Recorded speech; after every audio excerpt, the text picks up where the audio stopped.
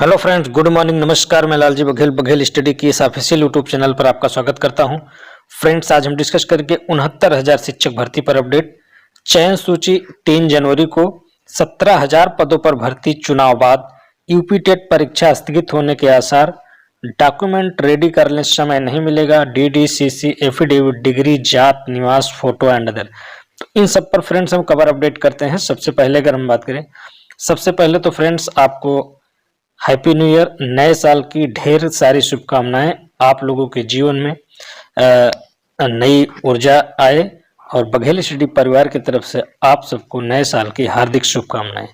अगर हम बात करें फ्रेंड्स, तो 69,000 शिक्षक भर्ती में जो 6,000 की लिस्ट आने वाली थी वो फ्रेंड्स अब तक नहीं आई।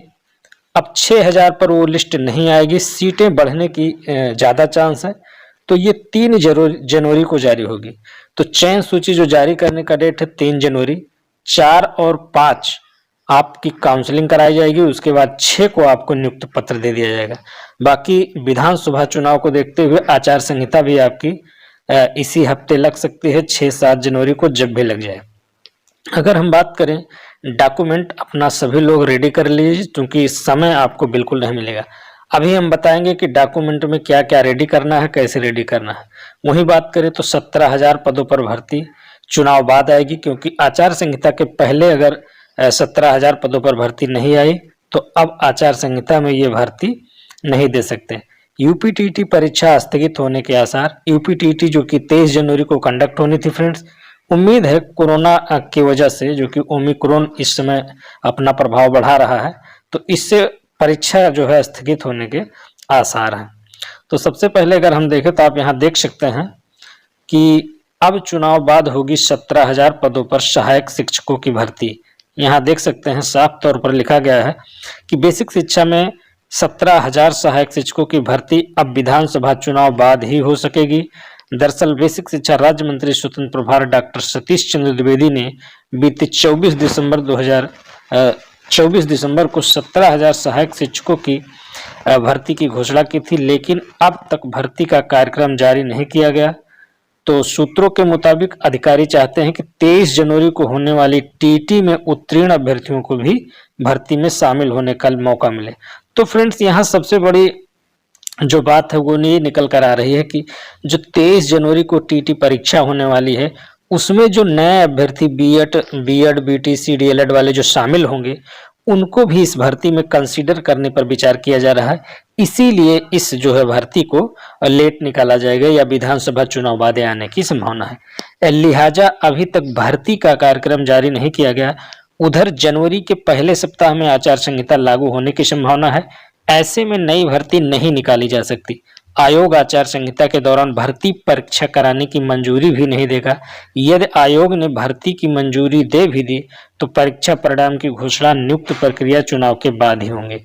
तो कुल मिलाकर आप समझ सकते हैं फ्रेंड्स, 2022 तो आपका निकल चुका है, 2021 आपका निकल चुका है। 2022 में विधानसभा चुनाव आपके मार्च में होंगे या फरवरी में होंगे। तो मार्च में ही आपके चुनाव होंगे।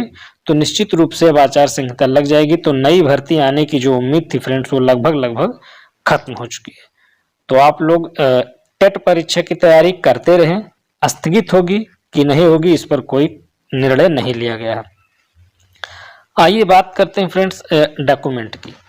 डॉक्यूमेंट में आपको फ्रेंड्स जो डीडी बनवाना है, डीडी से संबंधित ये 69,000 शिक्षक भर्ती का ही ये जो है स्क्रिप्ट है। इसको आप देख सकते हैं कि नियुक्ति हेतु चयनित अभ्यर्थियों को आयोजित काउंसलिंग में अपने समस्त शैक्षिक अन्य मूल अभिलेखों, उसकी 2 सेट प्रमाणित छाया परत, 4 पासपोर्ट साइज फोटोग्राफ तथा सचिव उत्तर प्रदेश बेसिक शिक्षा परिषद प्रयागराज के पदनाम से निर्धारित आवेदन शुल्क में, जो कि 500 रुपये ओबीसी सामान्य, तो सामान्य यहाँ है नहीं, तो ओबीसी में 500 रुपये और अनुसूचित जाति की अगर हम बात करें तो केवल 200 रुपये।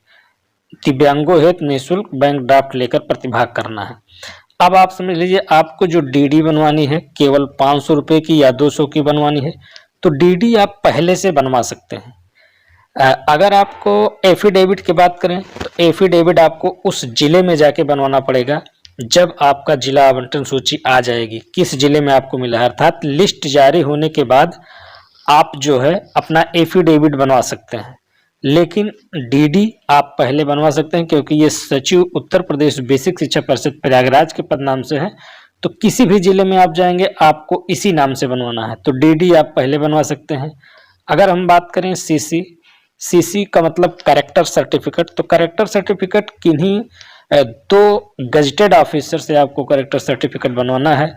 तो चाहे आप किसी सीएचसी अपने प्राथमिक स्वास्थ्य केंद्र के जो डॉक्टर हैं उनसे बनवा सकते हैं, या किसी डिग्री कॉलेज के प्रिंसिपल या इंटर कॉलेज के प्रिंसिपल से भी आप प्रारूप निकलवा कर बनवा सकते हैं। तो सीसी भी फ्रेंड्स आप लिस्ट जारी होने से पहले बनवा सकते हैं।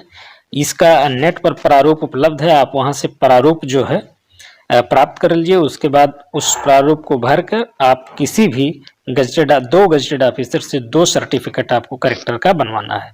ये आपकी चीजें सब काउंसलिंग में लगेंगी।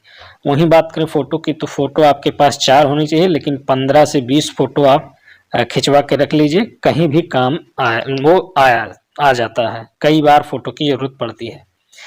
मेडिकल सर्टिफिकेट की अगर हम बात करें तो मेडिकल सर्टिफिकेट आपकी जब नियुक्त पत्र मिल जाएगा उसके बाद मेडिकल सर्टिफिकेट उसी जिले में बनेगा जिस जिले में आपका सिलेक्शन हुआ रहेगा, या जहां आपकी नियुक्ति पत्र मिलेगा वही जिले पे सीएमओ ऑफिस से आपको मेडिकल सर्टिफिकेट सर्टिफाइड कराना पड़ेगा, उसके बाद आप ज्वाइनिंग करेंगे।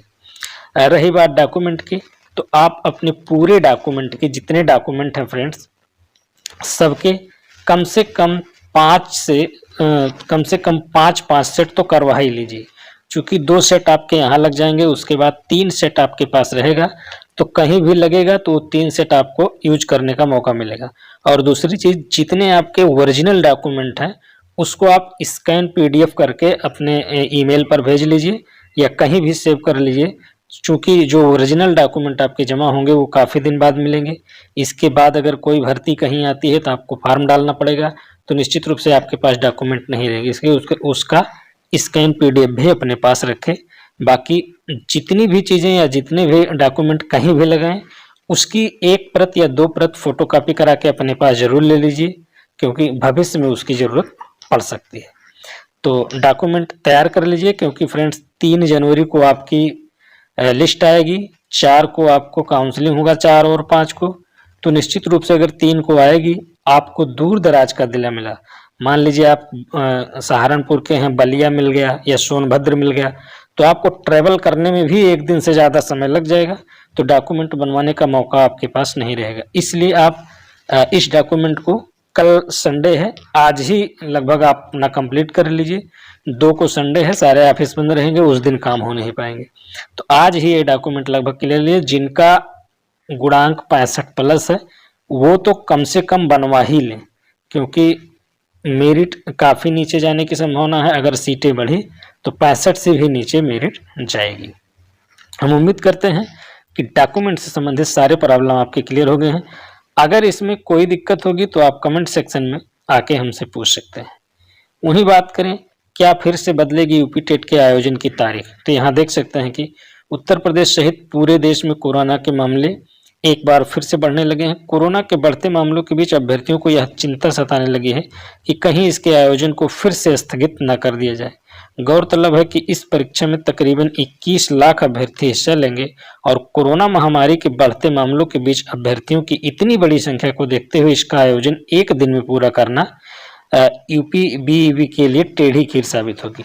तो हालांकि इसके द्वारा सभी कोरोना प्रोटोकॉल को ध्यान में रखते हुए इस परीक्षा को आयोजित करेगी, और साथ ही बोर्ड ने अभी इस परीक्षा को स्थगित करने या इसके आयोजन की तारीख को बदलने के संबंध में कोई सूचना भी जारी नहीं की है।